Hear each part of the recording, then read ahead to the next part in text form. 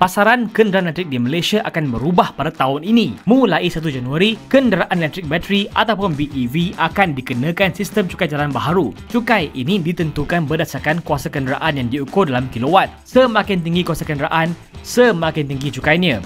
Dan jika kuasa melepasi tahap tertentu, cukai akan meningkat dengan ketara. Cukai jalan tahun kini adalah antara RM20 sehinggalah RM20,000 dan kerajaan akan menyemak sistem ini setiap 5 tahun.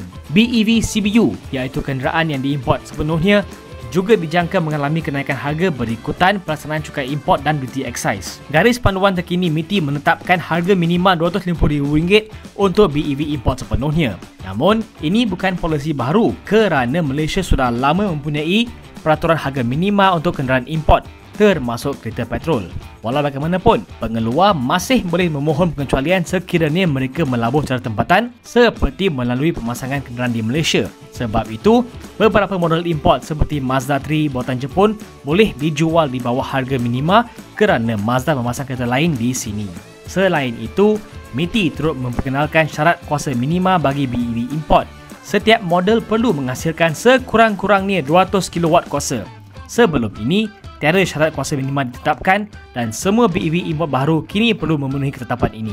Jika anda bercadang nak membeli EV di Malaysia, harga dijangka meningkat dan perancangan awal menjadi semakin penting.